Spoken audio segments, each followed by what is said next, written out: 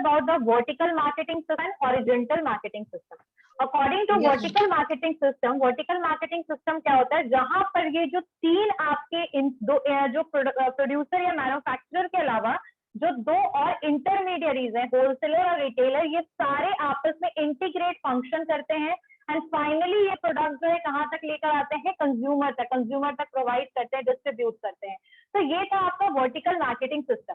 Vertical marketing system में मैंने तीन तरीका आपको बताया था। कॉन्ट्रैक्चुअल था, first one is contractual, second one is administrative and third one is corporate.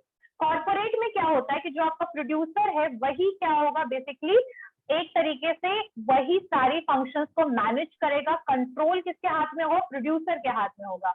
वही सेकंड, अगर हमने एडमिनिस्ट्रेटेड की बात की थी तो वहां पर सिचुएशन क्या है कि जिसका भी पोजीशन, जो भी मार्केट साइज या फिर जिसका भी साइज बड़ा होगा जिसके बिजनेस का, वो डोमिनेटिंग पोजीशन में होगा।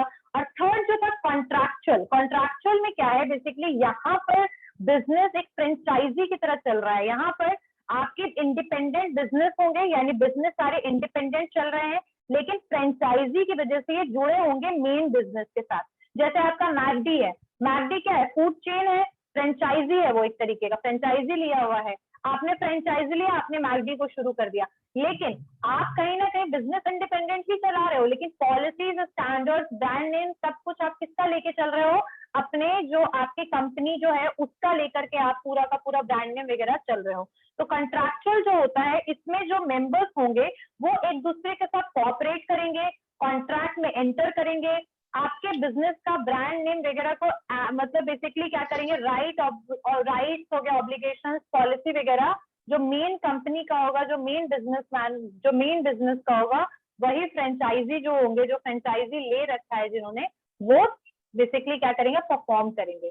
तो यहाँ पर एक तरीके से जो चैनल का डिस्ट्रीब्यूशन है वो क्या होगा, लेबल्स के हिसाब से बढ़ जाएगा, अलग अलग फ्रेंचाइजी के पास पहुंच जाएगा।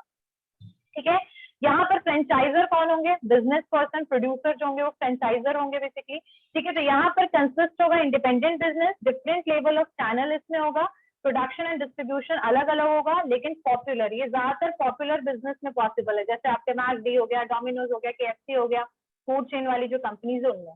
क्लियर हो गया कुणाल? Yes ma'am.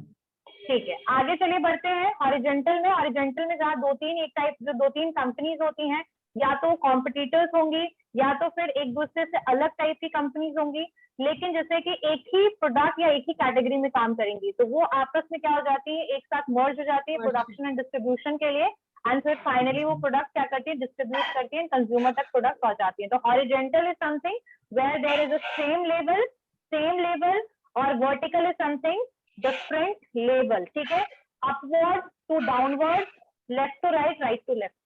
ठीक है, next, channel conflicts and cooperation क्या होता है? चैनल कॉन्फ्लिक्ट्स एंड कोऑपरेशन क्या है? कॉन्फ्लिक्ट्स एंड कोऑपरेशन की अगर मैं बात बोलूं तो obviously because there are so many intermediaries are present between producer and consumer, the conflict can be arise. ठीक है, कॉन्फ्लिक्ट हो सकता है, ठीक है, फिर आप टेंशन क्रिएट हो सकता है किसके बीच में, इंटरमीडिएटरीज प्रोड्यूसर के बीच में, विद इन द इंटरमीडिएटरीज के बीच में। ठीक है, कॉन्फ्लिक्ट हो सकता है।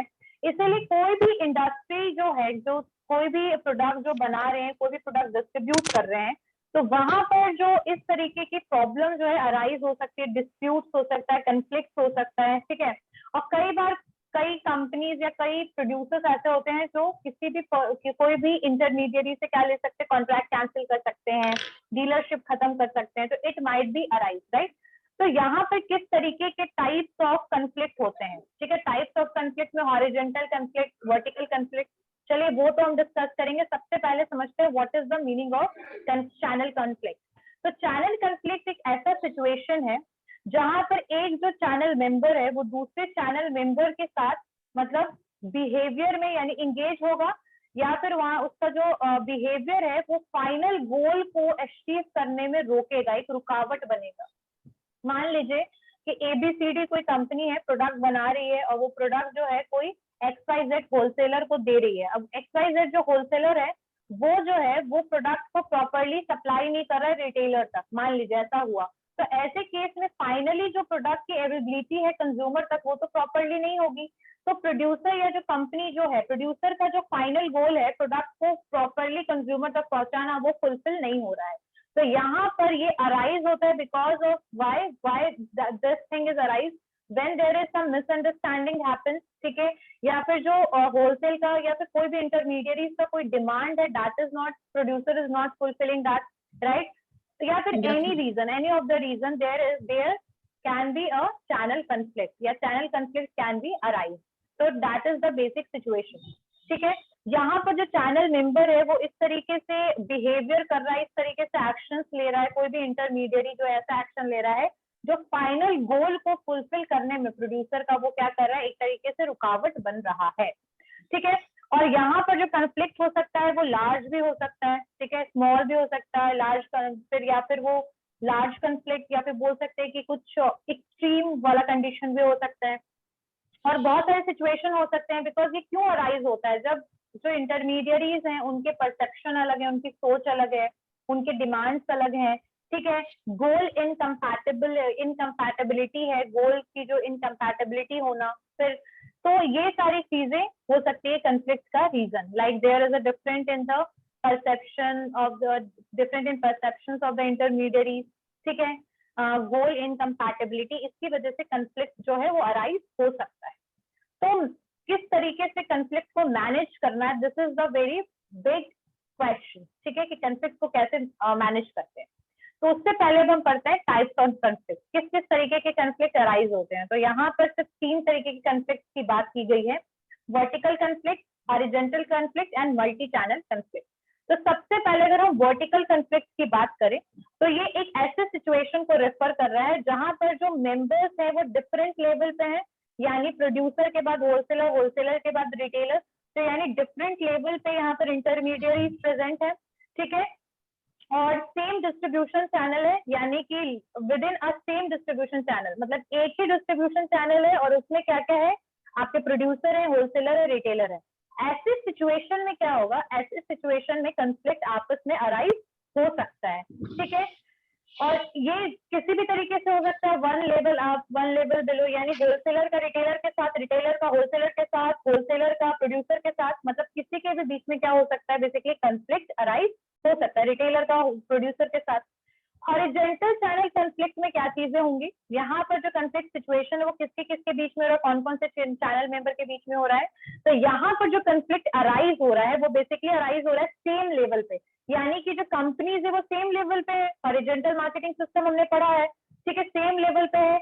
और मान लीजिए कि एक स्टॉकिस्ट या एक भी मतलब कोई भी कंपनी जो है, यानी जो 3-4 कंपनी में से कोई भी एक कंपनी जो है वो दूसरे जो है कंपनी के प्रोडक्ट को प्रॉपर्ली सेल नहीं कर रहे हैं, जो आपस में जो मिले हैं वो कॉन्ट्रैक्ट किया है वो फुलफिल नहीं कर रहे हैं, एक लेवल जो कंप्लेन कर रहा है, एक कंपनी के अगेंस्ट कंप्लेन आ रहा है, एक जो कंपनी है वो दूसरे कंपनी को परेशान कर रहा है, उसके प्रोडक्ट सेल नहीं कर रहा है, वो सप्लाई नहीं कर रहा है, मतलब any kind of problem can be arise between 2-3 companies of the same level which are merged for the production and distribution of the product to the last finally to reach toward the final consumer. So horizontal channel conflict can be arise between the 2-3 companies in the same level. Next is multi-channel conflict. Multi-channel conflict का मतलब क्या है, जहाँ पे distribution channel हमारे पास बहुत सारे हैं, यानी एक कंपनी ने बहुत सारे मल्टीपल डिस्ट्रीब्यूशन चैनल को क्या कर रखा है, अडॉप्ट कर रखा है, ठीक है, और यहाँ पर जो प्रोड्यूसर है उसने 2-3 डिस्ट्रीब्यूशन चैनल को अडॉप्ट किया है सेम टारगेट मार्केट में सेल करने के लिए, यानी मान लीजिए कि पटना में ही सेल करना है, हमारा टारगेट मार्केट पटना है, तो यहाँ के लिए उन्होंने online, offline, direct marketing, personal मतलब पर्सनल सेलिंग, बहुत तरीके के उन्होंने चैनल को अडॉप्ट कर रखा है, ठीक है। तो ऐसे केस में क्या हो सकता है कि जैसे एक कंप्यूटर कंपनी है, उसका अपना रिटेल शोरूम भी है, मतलब XYZ रिटेल शोरूम, मान लीजिए उसका ऑथराइज डीलर भी है, यानी कि वो प्रोडक्ट ना डीलर के थ्रू भी सेल करवा रहा है, तो उसके ऑथराइज डीलर्स भी प्रेजेंट है, साथ साथ में वो जो है वो ऑनलाइन भी प्रोडक्ट सेल कर रहा है, मतलब यहाँ पर उसके जो तरीके हैं एक ही सिंगल मार्केट में, एक ही टारगेट मार्केट में प्रोडक्ट को सेल करने के लिए 3-4 चैनल्स को यूज कर रहे हैं, ठीक है। जैसे मान लीजिए यहाँ पर सिचुएशन क्या था, देखिए फर्स्ट जो वर्टिकल वाला था वहां पर ये जो थी, ये 3-4 जो थे आपके प्रोड्यूसर, होलसेलर, रिटेलर, वो फाइनली कंज्यूमर तक प्रोडक्ट को सेल कर रहे थे। एक सिंगल डिस्ट्रीब्यूशन चैनल था, ठीक है। सेकेंड, हॉरिजेंटल वाले में सिचुएशन क्या था, हॉरिजेंटल वाले में सिचुएशन क्या था, हॉरिजेंटल वाले में आपके सेम लेवल पे, मतलब ये एक्स कंपनी है, ये वाई है, ये जेड है, ये तीनों जो है वो आपस में मर्ज होकर के डिस्ट्रीब्यूशन प्रोडक्शन के साथ प्रोडक्ट को एक ही चैनल के थ्रू, यानी एक ही चैनल के थ्रू क्या कर रही है, डिस्ट्रीब्यूट कर रही है। यहाँ भी सिंगल है, ठीक है। वही सेम चीज अगर मल्टी चैनल में बोला जाए तो मल्टी चैनल में मान लो कोई एक्स वाई जेड कोई कंपनी है, एक साथ है, एक ही कंपनी है और ये इतने सारे चैनल को यूज कर रही है, मतलब बहुत सारे चैनल को यूज कर रही है, बट जो इसके जो ये चैनल्स मल्टीपल है लेकिन इसका जो टारगेट मार्केट है वो क्या है, एक ही है। एक ही टारगेट मार्केट के लिए 3-4 डिस्ट्रीब्यूशन चैनल को यूज कर रही है। जैसे ऑनलाइन हो गया, ये रिटेलर स्टोर जो उसके खुद के हैं, और ये ऑथराइज डीलर है, ठीक है। 3 के थ्रू ये क्या कर रही है, प्रोडक्ट को फाइनली सेल कर रही है, ठीक है। तो ऐसे केस में यहाँ पर सकता है कंफ्लिक्ट जो अराइज हो सकता है कि कंपनी का स्टोर के साथ हो गया या ऑथराइज डीलर के साथ कोई कंफ्लिक्ट हो गया, ठीक है। जैसे कि मान लीजिए कि प्रोडक्ट का जो प्राइस है, वो आपका जो प्रोडक्ट का प्राइस है वो बहुत ही ज्यादा हाई रेट में, या फिर अपने आप से प्रोडक्ट का मार्जिन हाई करके रिटेल स्टोर वाला बेच रहा है, कंपनी से भी मतलब जो तय वाले अमाउंट है उससे ज्यादा, without discussing about this particular problem with the, मतलब कंपनी के साथ डिस्कशन नहीं किया कि भाई प्रोडक्ट का प्राइस हाई कर रहे, लो कर रहे, एक्सट्रीम हाई कर रहे, कोई मतलब नहीं है, and they just do that. So in that case, conflict can be arise between basically channel between the company और producer, और किसके साथ हो सकता है, आपके ऑथराइज डीलर के साथ। तो यहाँ पर सिचुएशन क्या है कि जब आपका मल्टी चैनल यानी ज्यादा चैनल यूज कर रहे हैं, वहां पर कंफ्लिक्ट कैन बी अराइज, यानी कि प्रॉब्लम और डिस्प्यूट अराइज हो सकते हैं। कॉज क्या क्या हो सकता है कंफ्लिक्ट का, क्यों कंफ्लिक्ट अराइज होगा, रीजन क्या है कंफ्लिक्ट के अराइज होने का। तो सबसे पहली बात है गोल इनकम्पैटिबिलिटी। गोल इनकम्पैटिबिलिटी यानी ऐसा गोल आपने तय किया है जो बेसिकली इनकम्पैटिबल है। ये कब किसके किसके बीच में हो सकता है कोई भी कंफ्लिक्ट, प्रोड्यूसर और चैनल मेंबर के बीच में। Channel members want to earn the hefty margin, hefty का मतलब बहुत ज्यादा मार्जिन वो अर्न करना चाहते हैं, ज्यादा अमाउंट वो अर्न करना चाहते हैं, ठीक है। किसके ऊपर, वो प्रोडक्ट जो वो सेल कर रहे हैं, यानी जो बेसिकली चैनल मेंबर्स हैं, they want to earn the hefty revenue, hefty amount on the product which they are selling, ठीक है। अब प्रोड्यूसर जो है उसका गोल क्या है कि भाई हमें तो प्राइस को लो रखना है, ठीक है, हमें ज्यादा हाई मार्जिन के साथ प्रोडक्ट को सेल नहीं करना है, ठीक है। तो प्रोड्यूसर का गोल ये हो सकता है कि भाई हमें ज्यादा प्राइस लो रखेंगे ताकि ज्यादा से ज्यादा मार्केट पेनिट्रेशन हो पाए, यानी ज्यादा से ज्यादा हम मार्केट को कवर कर पाए। ये किसका गोल हो सकता है, भाई कंपनी का गोल है। लेकिन जो मेंबर्स हैं, जो बीच में जो बिचौलिए या फिर कह सकते हैं इंटरमीडियरीज है, उनका मन है कि फिर हम ज्यादा अमाउंट कमाएं, यानी ज्यादा मार्जिन ले। तो यहाँ पर दोनों का जो गोल है वो कहीं ना कहीं अलग है, ठीक है। अब आगे सिचुएशन देखिए कि जो डीलर है वो ज्यादा मार्जिन में वो शॉर्ट टर्म में ज्यादा मार्जिन कमाना चाह रहा है। तो ऐसे सिचुएशन में दोनों का रिलेशन, जो प्रोड्यूसर्स है और जो इंटरमीडियरीज है, उनका रिलेशन जो है वहां पर स्ट्रेस, टेंशन, कंफ्लिक्ट अराइज हो सकता है और वो एक दूसरे को एक्यूज कर सकते हैं, यानी ब्लेम कर सकते हैं, ठीक है। और एक्सट्रीम केसेस में ये भी होगा कि demand for the more margin have led to entire channel boycotting the company's product, यानी कि ये भी हो सकता है कि ज्यादा डिमांड के चक्कर में जो इंटरमीडियरीज या होलसेलर या रिटेलर जो भी प्रेजेंट है मार्केट, जो आपके प्रोडक्ट सेल कर रहे हैं, वो आपके प्रोडक्ट को खरीद करके बेचने के लिए बॉयकॉट करे, यानी बहिष्कार करे, यानी प्रोडक्ट को ना सेल करे।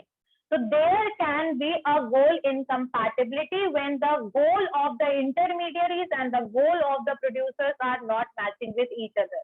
यानी कि अब प्रोड्यूसर का गोल क्या था कि भाई हमें तो कम मार्जिन में बेचेंगे प्रोडक्ट को, कम रेवेन्यू लेंगे और उस तरीके से मार्केट को एक्सपैंड करेंगे, यानी ज्यादा से ज्यादा कस्टमर बेस बनाएंगे। अब यहाँ पर जो इंटरमीडियरीज है वो बोल रहे हैं कि भाई हमें ज्यादा मार्जिन चाहिए, हमें हेफ्टी अमाउंट चाहिए।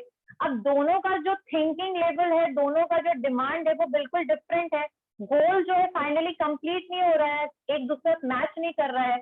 तो ऐसे केस में conflict can be arise. Clear हो गया? क्लियर हो गया। मान लीजिए कोई ABCD कंपनी थी, ठीक है, उसको कंप्यूटर को सेल करना था, ठीक है, मान लीजिए कि वो 20,000 रुपीज में उसको 20,000 में उसने लैपटॉप को सेल करना था, ठीक है। अब 25,000 रुपीज जो था वो उसका फाइनल MRP था कि भाई 25,000 रुपए में हमें प्रोडक्ट को सेल करना है, और मिनिमम मार्जिन के साथ भी जो हमारा कॉस्ट आया है 20,000 बनाने में आया है, जो 5,000 का मार्जिन है, तो चलो हम 22,000 में मार्केट में सेल करना शुरू करेंगे, ठीक है, 22,000 23,000 में सेल करेंगे। अब जो बेसिकली पर्सन है वो 24,500 या 25,000 से नीचे नहीं बढ़ रहा है, बिल्कुल कम नहीं कर रहा हो, क्योंकि उसको ज्यादा मार्जिन चाहिए, एग्जाम्पल के लिए ऐसा मानो। तो ऐसे केस में जो गोल इनकम्पैटिबिलिटी है, और फाइनली क्या होगा कि भाई आपकी कंपनी का प्रोडक्ट मुझे नहीं लेकर सेल करना है, because I can't able to earn the highest margin. अच्छा, ये सब चीज गोल इनकम्पैटिबिलिटी समझ में आ गया Swati and Kunal? Yes ma'am. Clear हो गया? नेक्स्ट यस मैम, मेरा क्लियर है मैम। हाँ कुणाल, चलिए आगे बढ़ते हैं। रोल्स एंड राइट एम्बिगिटी, यानी कि यहाँ पर एक ऐसा सिचुएशन आ रहा है, ऐसा सिचुएशन क्रिएट हो रहा है जहां पर कंपनी जो है वो प्रोडक्ट को सेल कर रही है, ठीक है, to same customers directly, and the channel members are also sell the product to the same group of consumers. यानी कि मान लीजिए कि रोल की बात की जाए तो प्रोड्यूसर का रोल क्या है कि भाई प्रोडक्ट को बनाना, प्रोडक्ट को बनाना, उसने अपने अंडर में मतलब मान लीजिए किसी होलसेलर को उसने प्रोडक्ट को सेल कर दिया कि लीजिए भाई मेरे प्रोडक्ट को सेल करना है आपको, उसने वो प्रोडक्ट का ओनरशिप दे दिया होलसेलर को। अब होलसेलर उस प्रोडक्ट को रिटेलर को दे रहा है, डायरेक्टली कंज्यूमर को सेल कर रहा है, क्या कर रहा है, दैट इज देयर कॉल, ठीक है। अब यहाँ पर प्रोड्यूसर क्या किया, उसने होलसेलर यानी डिस्ट्रीब्यूटर को भी रख लिया कि भाई आप मेरे प्रोडक्ट को सेल कीजिए, ठीक है, कंज्यूमर तक पहुंचाइए, और अपने से भी डायरेक्ट सेल कर रहा है, कंपनी अपने से भी डायरेक्टली सेल कर रहा है, किसको, कंज्यूमर को। ऐसे केस में जो रोल है, रोल जो है वो क्या है, कंफ्यूजन वाला सिचुएशन आ गया, कंफ्यूजन क्रिएट हो गया है, और इसकी वजह से जो प्रोड्यूसर ज्यादातर जो मल्टी चैनल यूज करते हैं ना, यानी कि ज्यादातर 2-3 चैनल जो यूज करते हैं प्रोडक्ट को सेल करने के लिए, उनमें ये ज्यादा सिचुएशन आता है, रोल एंड राइट एम्बिगिटी वाला सबसे ज्यादा सिचुएशन उनमें आता है। क्योंकि अभी आप देखिएगा तो बहुत सारे ब्रांड हो गए, जैसे बीबा हो गया, फिर आपके डब्लू, ये सबके ना आपको शॉप्स भी दिख जाएंगे, एक्सक्लूसिव स्टोर्स भी दिख जाएंगे, और आपको ऑनलाइन में भी ये सारी चीजें मिल जाती हैं, है ना। इसीलिए बहुत ज्यादा फिजिकली प्रोडक्ट को खरीदने से बेटर लोग ऑनलाइन मंगवा लेते हैं, है ना। तो ये सिचुएशन ये उन सारी जगह पे आती है जहां पर वो कंपनी जो मल्टी चैनल को अडॉप्ट करती है, यानी वैसी कंपनी जो 2-3 डिस्ट्रीब्यूशन चैनल को अडॉप्ट करती है।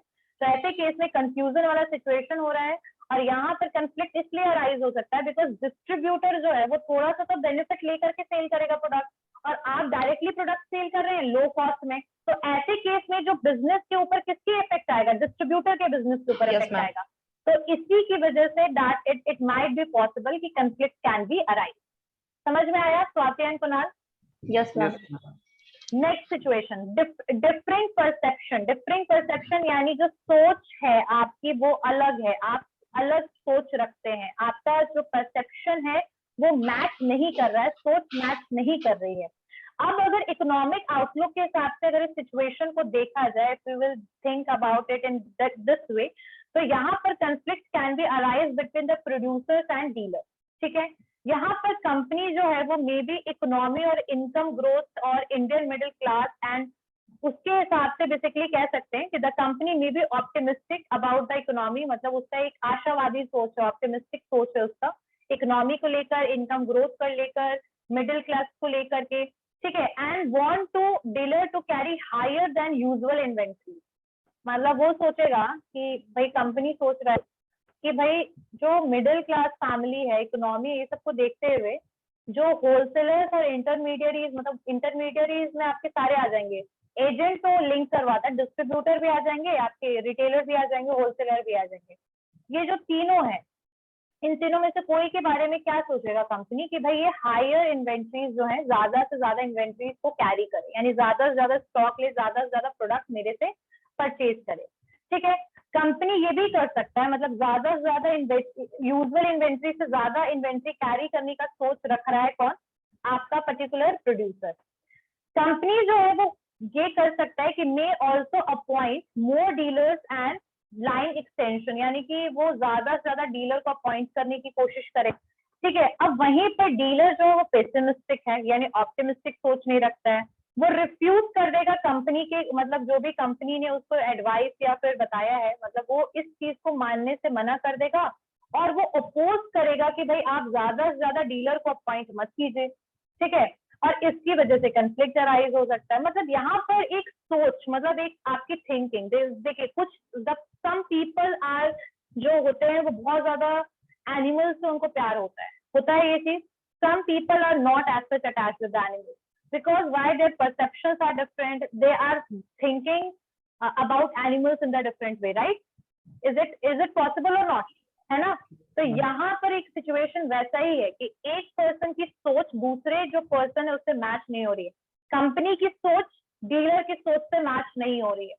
डीलर सोच रहा है, कंपनी सोच रही है कि भाई इकोनॉमी का सिचुएशन देखते हुए, जैसे अभी का सिचुएशन अगर हम देखें, सिर्फ पैंडेमिक का सिचुएशन देखिए, तो जैसे ही पैंडेमिक आया लास्ट ईयर, आपका फुल लॉकडाउन हो गया। ऐसे केस में जब हम लोगों ने स्टॉप करना शुरू कर दिया अपने डे टू डे वाले प्रोडक्ट्स को, तो कोई भी कंपनी का रिस्पॉन्सिबिलिटी क्या होना चाहिए? एक सोशल वेलफेयर के पॉइंट ऑफ व्यू से देखा जाए तो उन्हें फास्टली सप्लाई को इंक्रीज करना चाहिए, ठीक है, ताकि डिमांड फुलफिल हो पाए। तुरंत स्टॉक खत्म हो रहा था बहुत सारे रिटेल स्टोर वगैरह में। तो ऐसे सिचुएशन में कंपनी को तो तुरंत प्रोडक्ट भेजना चाहिए, बट बीच में अगर मेडिएटर्स हैं जो प्रोडक्ट को प्रॉपरली नहीं भेज रहे हैं, आगे तक प्रोवाइड नहीं कर रहे हैं, तो कंज्यूमर को क्या होगा? फाइनली प्रोडक्ट मिलेगा नहीं। ये सिचुएशन आ सकता है। तो यहाँ पर भी यही चीज बोला जा रहा है कि भाई एक पर्सन जो सोच रहा है कि भाई इकोनॉमी, मिडिल क्लास फैमिली के बारे में सोचते हुए, डिमांड के बारे में सोचते हुए, वो सोच रहा है कि ज्यादा से ज्यादा इन्वेंट्री, ज्यादा से ज्यादा स्टॉक जो है हमारा जो है वो निकले बाहर, डिस्ट्रीब्यूशन के लिए वो बाहर जाए, ठीक है। या तो जो एग्जिस्टिंग डीलर्स है उनको ये बोल रहा है कि भाई आप ज्यादा से ज्यादा इन्वेंट्री को कैरी कीजिए, और वो ज्यादा से ज्यादा डीलर्स को अपॉइंट कर रहा है, ठीक है, प्रोडक्शन बढ़ा दिया, डीलर्स को ज्यादा ज्यादा अपॉइंट कर रहा है। और भाई जो डीलर्स, एग्जिस्टिंग डीलर्स है, वो कह रहे हैं कि भाई आप क्यों बढ़ा रहे हो ज्यादा से ज्यादा डीलर, ठीक है। तो इट माइट बी पॉसिबल कि जब दोनों की सोच और दोनों का जो क्राइटेरिया है वो बिल्कुल डिफरेंट होता है, इसमें कंफ्लिक्ट अराइज हो सकता है। समझ में आया Kunal and Swati? Yes ma'am. Yes ma'am. चलिए, ठीक है।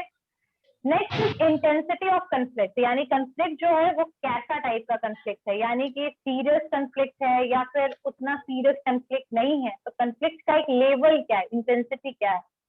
तो यहाँ कुछ केस में जो कंफ्लिक्ट की इंटेंसिटी है वो बहुत ज्यादा माइनर हो सकती है, जस्ट माइनर, और कई बार बहुत ज्यादा एक्सट्रीम और सीवियर कह सकते हैं, जिसको सीवियर कंडीशन हो सकता है। ऐसे केस में दोनों सिचुएशन में एक्शन जो होगा वो थोड़ा डिफरेंट होगा, है ना। कंसिक्वेंसेस जो होंगे वो डिफरेंट होंगे, रिजॉल्व करने की जो टाइमिंग होगी वो वैरी करेगी। जैसे माइनर वाले सिचुएशन में जो सिचुएशन है तुरंत से कंट्रोल हो जाएगा, तुरंत से रिजॉल्व हो जाएगा, बट जैसे ही वो एक्सट्रीम लेवल सीवियर कंडीशन में पहुंच जाएगी, हो सकता है कि उस कंफ्लिक्ट को रोक पाना थोड़ा सा मुश्किल हो जाए, ठीक है। कंपनी डिवाइड हो जाएगी मैम तब। बिल्कुल, जैसे कि कई बार ऐसा होता है एग्जाम्पल में, जैसे प्राइस कटिंग और टेरिटरी जंपिंग, ये सब चीजें जो है प्राइस वगैरह से रिलेटेड चीजों को आप इजिली रिजॉल्व कर सकते हो। बट जैसे जब कुछ सिचुएशन में जहां पर कंपनी के प्रोडक्ट को आप बॉयकॉट कर रहे हो, तो इस केस में कंपनी के ऊपर बहुत ही ज्यादा एडवर्स इफेक्ट पड़ेगा, बहुत ज्यादा, ठीक है। कैसे? क्योंकि आपका सेल्स बिल्कुल ही रुक जाएगा, बॉयकॉट करना शुरू कर दिया, आपका सेल जो होगा आपको भारी लॉस होने के चांसेस है, ठीक है। तो ऐसे सिचुएशन में चैनल मेंबर जो है वो निगोशिएट नहीं करना चाह रहा आपके साथ, पोस्टपोन कर रहा है, हर चीज को डिले कर रहा है चीजों को। तो इस केस में ये इट माइट बी पॉसिबल कि कंपनी जो है वो इंटरमीडियरी के अगेंस्ट तुरंत से बोल सकते एक्शन ले ले, लीगल एक्शन भी लेता है, कॉन्ट्रैक्ट को खत्म कर दे। So it totally depend upon the intensity of the conflict. If it is a minor and it is related with the small issues, that is related with the small diseases, then it can be solved. But if it is adverse, if it is intense, if it is बोल सकते हैं severe, extreme, so in that situation हो सकता है कि आपके जो intermediaries जो हैं वो भी प्रोड्यूसर के अगेंस्ट ले सकते हैं लीगल एक्शन, एंड प्रोड्यूसर्स भी ले सकते हैं इंटरमीडियरीज के against legal action, and it is not easy to solve, ठीक है। अब कंफ्लिक्ट को मैनेज कैसे किया जा सकता है, ठीक है। तो ये तो इंटेंसिटी ऑफ था, माइनर एंड मेजर। बट अब हम चैनल कंफ्लिक्ट को किस तरीके से क्या कर सकते हैं, मैनेज कैसे कर सकते हैं, how we can manage the channel conflict, ठीक है। तो सबसे पहली बात कि हमेशा एक कोऑपरेट करने वाला जो बिल्कुल सिस्टम बनाइए, ठीक है। कोऑपरेट कीजिए आप किसके साथ, इंटरमीडिएट को प्रोड्यूसर के साथ, प्रोड्यूसर को इंटरमीडिएट के साथ, यानी एक हार्मोनियस रिलेशनशिप बनाने की कोशिश करना, इंटरमीडिएट को मोटिवेट करते रहना, इंटरमीडिएट और प्रोड्यूसर के बीच में एक रेगुलर कम्युनिकेशन रहना, ठीक है। तो ये सब तरीके तो एक नॉर्मल तरीके हैं, आप क्या कर सकते हैं, मैनेज कर सकते हैं चैनल कॉन्फ्लिक्ट को, कि ऐसा सिचुएशन ही ना आए, ठीक है। बहुत सारी एफएमसीजी कंपनी है, फास्ट मूविंग कंज्यूमेबल गुड्स, ऐसे कंपनी जो HUL, ITC वगैरह जो कंपनीज है, इनके पास करोड़, बहुत सारे डीलर्स है, not in crore but they have so many dealers. Even बोला जाए तो एक रूरल एरिया में भी उसका कौन है, रिटेलर ही बैठा है जो उसके प्रोडक्ट को सेल कर रहा है। तो they have so many retailers, they have so many intermediaries, ठीक है। और ऐसे केस में कंफ्लिक्ट अगर अराइज हो रहा है तो इसको मैनेज करना is very much difficult, right. तो यहाँ पर कुछ सर्टेन इंडस्ट्रीज हैं जहाँ पर मल्टीपल चैनल जो यूज करती है, वहां पर कंफ्लिक्ट कभी कभी अराइज हो जाता है, ठीक है। पर मैनेज करना कंफ्लिक्ट को ये बहुत जरूरी है ताकि लॉन्ग टर्म में आपको लॉस ना हो, ठीक है। अब ये चीजें तो हम समझ गए। अब रेगुलर कम्युनिकेशन पे आते हैं। इसका पहला जो तरीका है रेगुलर कम्युनिकेट करना। रेगुलर कम्युनिकेशन किसके किसके बीच में होना चाहिए, कम्युनिकेशन किसके बीच में होना चाहिए, प्रोड्यूसर के एंड चैनल मेंबर के बीच में, ठीक है। Yes, आप हमेशा कोशिश कीजिए रेगुलर कम्युनिकेट करते रहिए, जुड़े रहिए, ठीक है। और यहाँ पर इससे जो आपका कंफ्लिक्ट है वो क्या होगा, मिनिमाइज होगा, यानी कम होगा, ठीक है। Top and middle level of management वगैरह, एग्जीक्यूटिव वगैरह जो है कंपनीज में, उनको बोलिए कि वो रेगुलर पर्सनल कांटेक्ट करते रहे, किसके साथ, बेसिकली आपके इंटरमीडिएरीज के साथ, चाहे वो रूरल एरियाज में हो चाहे वो अर्बन एरियाज में हो। आप फॉर्मल मीटिंग्स वगैरह ऑर्गेनाइज करवा सकते हैं, ठीक है, ताकि जो सिचुएशन है कभी भी इस तरीके का अराइज ना हो। अगर वो हो भी तो वो तुरंत से रिजॉल्व हो जाए, तुरंत से उसका हमें क्या मिल जाए, कंक्लूजन मिल जाए कि भाई फाइनली हमने रिजॉल्व कर दिया फटाफट, ठीक है। इसीलिए हमेशा फॉर्मल मीटिंग्स वगैरह सुनते रहिए। अगर कोई प्रॉब्लम है किसी इंटरमीडिएट को, कोई कंप्लेन है, तो उसको भी ध्यान में रखने के लिए तो आप चाहे प्रोड्यूसर्स चाहे तो वो क्या कर सकता है, कुछ एग्जीक्यूटिव, कुछ मैनेजर्स वगैरह को अपॉइंट कर सकता है, ठीक है। और साथ साथ में प्रोड्यूसर अपने फ्यूचर प्लान के बारे में भी कम्युनिकेट करता रहे अपने डिस्ट्रीब्यूटर्स को, ठीक है। कुछ कंपनीज जो है वो न्यूज लेटर्स वगैरह, मार्केट कंडीशंस वगैरह के बारे में, कंपनी पर्सपेक्टिव के बारे में भी क्या भेज सकती है, नोट, कुछ न्यूज लेटर वगैरह भेज सकती है, किसको, डिस्ट्रीब्यूटर्स को। तो ये है, कुछ मेल कर सकती है, सेंड कर सकती है बाय पोस्टल। तो ये एक तरीके से आप रेगुलर कम्युनिकेट कर सकते हो, regular communication by the help of male. फिर आप एग्जीक्यूटिव वगैरह के साथ हमेशा डिस्ट्रीब्यूटर का एक मीटिंग, फॉर्मल मीटिंग करवाइए, कंप्लेन सुनिए, गोल के बारे में आप उनको कम्युनिकेट कीजिए कि भाई हमारी कंपनी का गोल क्या है, क्या चेंजेस आप ला सकते हो, इंटरमीडिएट से क्या एडवाइस है, ये सारी चीजों को सुनने के लिए एक रेगुलर कम्युनिकेशन होना जरूरी है। हो गया फर्स्ट चीज। Second is the forming the dealer council, forming the dealer council, ठीक है। अगर आप चाहें तो आप कुछ डीलर काउंसिल्स वगैरह, कुछ एक ऐसा प्लेटफॉर्म भी क्रिएट कर सकते हो, ठीक है, जहां पे डीलर्स वगैरह जो है वो unite. There are some misgiving about the forming dealer council, but ये कई बार जैसे होता है ट्रेड यूनियंस वगैरह बन जाती है, तो यहाँ पर वही चीज हो रहा है कि कई बार जो फॉर्मल डीलर काउंसिल्स है वो एक क्या करती है, वो एक दूसरे के साथ यूनिट हो जाती है, यानी एकता में आ जाती है, और साथ में वो फाइनली क्या करती है, वो प्रेशराइज करती है प्रोड्यूसर को, ठीक है। तो यहाँ पे कुछ अनरीजनेबल डिमांड के लिए भी वो कई बार मैन्युफैक्चरर को क्या करती है, प्रेशराइज करती है। तो forming dealer council is helpful when they are talking about some fair and ethical things. जब वो कुछ फेयर और कुछ एथिकल चीजों की बात कर रहे हैं, तब तक जो आपके डीलर का काउंसिल है, that is okay, that is supportive, that is fine. But when they are starting the pressurizing the producer for some unethical demand, something which is unreasonable, तो ऐसे केस में ये आपके लिए निगेटिव भी इम्पैक्ट कर जाता है, कौन, डीलर काउंसिल, ठीक है। तो यहाँ पर काउंसिल अगर फॉर्म हो रहा है, मतलब हाउएवर जो काउंसिल्स है वो फॉर्म होना चाहिए कहाँ पर, रीजनल और स्टेट बेसिस के हिसाब से, और कंपनी को फोकस करना चाहिए on some things like agenda क्या है, कंस्ट्रक्टिव सजेशंस वगैरह वो देता रहे, किसे, अपने बेसिकली डिस्ट्रीब्यूटर्स को, ताकि कंफ्लिक्ट मैनेज हो पाए। को ऑप्शन ये एक अप्रोच है जहां पर it include the channel association वगैरह, जहां पर एक लीडर होगा चैनल एसोसिएशन का कंपनी में और एडवाइजरी की तरह वो काम करेगा ताकि वो चैनल को सपोर्ट करता रहे। यानी कि बाकी जो डिस्ट्रीब्यूटर्स हैं उसी में से कोई एक को एज हमने लीडर ऑप्ट कर लिया, लीडर बना दिया, और भी लीडर जो है बाकी सबको मोटिवेट करता रहेगा और कंपनी के एजेंडा वगैरह के बारे में उनको बताता रहेगा। तो को option is something that is related with the channel association, एक चैनल एसोसिएशन टाइप का बनेगा और वहां पर एक लीडर को हमने ऑप्ट कर लिया और वो जो लीडर होगा ना वो सबको मोटिवेट करेगा, सारी चीजों को मैनेज करेगा आपके चैनल का, ताकि कभी भी कंफ्लिक्ट अराइज ना हो। ठीक है, और अगर जरूरी पड़े, जरूरत लगे तो वो मिनिमाइज करने में भी कंफ्लिक्ट को भी हेल्प करेगा। कौन? वो ओपिनियन लीडर, या फिर कह सकते हैं एक जो लीडर जो बनाया है, ऑप्ट किया है, ठीक है, या जो काउंसिल है या फिर बोर्ड ऑफ डायरेक्टर्स की तरह जो हमने बेसिकली वहां पर जो हमने एक लीडर की तरह जिसको भी बनाया है, they can use for resolving the conflict. ठीक है, arbitration and mediation, arbitration and mediation, arbitration and mediation में क्या है? जब भी कंफ्लिक्ट अराइज होगा, when conflict is arise and it become serious, ठीक है, व्हेन कंफ्लिक्ट बिकम सीरियस, जब कंफ्लिक्ट आपका सीरियस हो जाएगा, ठीक है, और कोई भी एफर्ट जो है वो सक्सेसफुल नहीं है, यानी कोई भी एफर्ट से आप उस कंफ्लिक्ट को सॉल्व नहीं कर पा रहे हो, तो ऐसे केस में आप हर पार्टी के पास एक एक रिप्रेजेंटेटिव क्या भेज दीजिएगा, ठीक है, सेंड करिएगा रिप्रेजेंटेटिव को, ठीक है, किसी टीम ऑफ रिप्रेजेंटेटिव को आप सेंड कीजिएगा ताकि वो रिजॉल्व सके कंफ्लिक्ट को, ठीक है, कंफ्लिक्टिंग साइड को, और फाइनली एक थर्ड पार्टी की तरह वो काम करेगा रिप्रेजेंटेटिव, और दोनों साइड से कंफ्लिक्ट को क्या करेगा, वो सॉल्व करेगा। यानी ऐसा प्रोड्यूसर के साथ ही कंफ्लिक्ट होगा, कई बार दो इंटरमीडिएरीज के बीच में भी कंफ्लिक्ट हो सकता है, ठीक है, तो ऐसे केस में एक रिप्रेजेंटेटिव की तरह आप भेजेगा किसी को, टीम ऑफ रिप्रेजेंटेटिव, और वो दोनों तरफ की पार्टीज और दलील सुनेगा और फाइनली वो क्या करेगा, सॉल्व करने की कोशिश करेगा किसको, कंफ्लिक्ट को।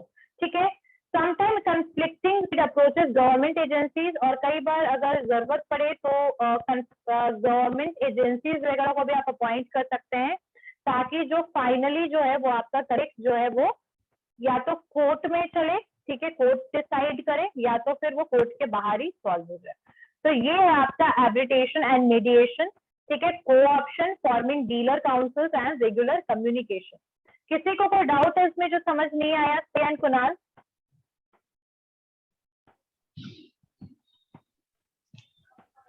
anyone have any doubt in any of the points? No ma'am. Ma'am ये इम्पोर्टेंट है। चैनल कंफ्लिक्ट यस, मैनेजिंग करवाने वाले, ठीक है। फिजिकल डिस्ट्रीब्यूशन यानी कि प्रोडक्ट को किस तरीके से डिस्ट्रीब्यूट करते हैं, तो उसमें हम ट्रांसपोर्टेशन यूज करेंगे, आउटबाउंड, फिर आप इसमें मटेरियल हैंडलिंग यूज होगा, ठीक है। उसके बाद फिर आपका ऑर्डर को प्रोसेस कैसे करते हैं, कस्टमर के नीड को कैसे मीट करते हैं, ठीक है। फिर फिजिकल डिस्ट्रीब्यूशन हम ट्रांसपोर्टेशन में क्या क्या यूज करेंगे, रोडवेज, वाटरवेज, एयरवेज, पाइपलाइन। तो मुझे नहीं लगता कि ये सब चीजें ज्यादा एक्सप्लेन करने की जरूरत पड़ेगी, ठीक है। तो बस मैं फाइनली एक आपको डिस्ट्रीब्यूशन तक करवाऊंगी, जो आपका डिस्ट्रीब्यूशन होगा ये फाइनल होगा, फिजिकल डिस्ट्रीब्यूशन बस। तो फिजिकल डिस्ट्रीब्यूशन क्या है, तो यहाँ पर बेसिकली हम प्रोडक्ट को मूव कैसे करेंगे, सर्विस को मूव कैसे करेंगे, इंफॉर्मेशन को मूव कैसे करेंगे, मैन्युफैक्चरर से लेके कंज्यूमर तक, मतलब how we will proceed the movement of goods, product, services, information from firms manufacturing to the final consumer. तो यहाँ पर एक डिफाइंड नेटवर्क होना चाहिए, यानी ट्रांसपोर्टेशन आप कह रहे हो प्रोडक्ट का, ठीक है, what kind of ways you are using in transportation, like waterways, roadways, ठीक है, एयरवेज। तो यहाँ pipeline is for petroleum and liquid material, जैसे लिक्विफाइड पेट्रोलियम गैस के लिए भी हम पाइपलाइन यूज करते हैं, पेट्रोलियम मटेरियल के लिए भी हम पाइपलाइन यूज करते हैं। तो यहाँ पर फिजिकल डिस्ट्रीब्यूशन यही है बेसिकली, यहाँ पर फिजिकल डिस्ट्रीब्यूशन में क्या क्या चीजें आएंगी। तो फिजिकल डिस्ट्रीब्यूशन में सबसे पहला हम देखेंगे मीटिंग कस्टमर सर्विस रिक्वायरमेंट, यानी कि अब जैसे अगर ये सब छोड़िए, सबसे अच्छा एग्जांपल है बताती हूँ, आप लोगों में से बहुत सारे लोग ऑनलाइन मंगवाते होंगे सामान। Yes ma'am.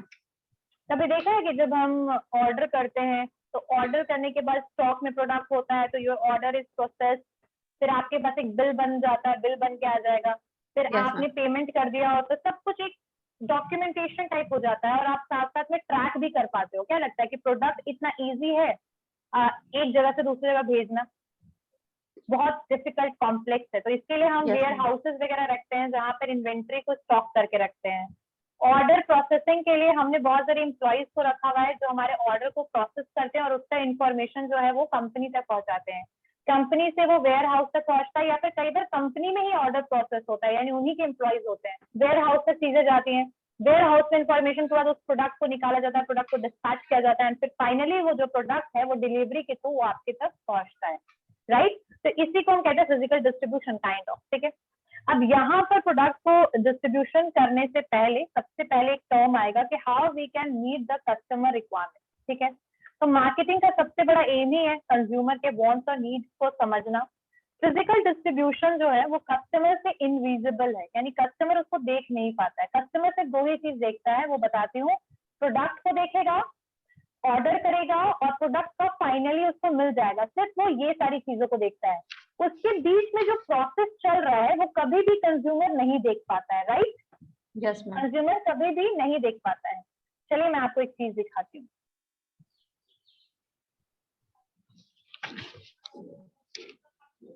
एक मिनट।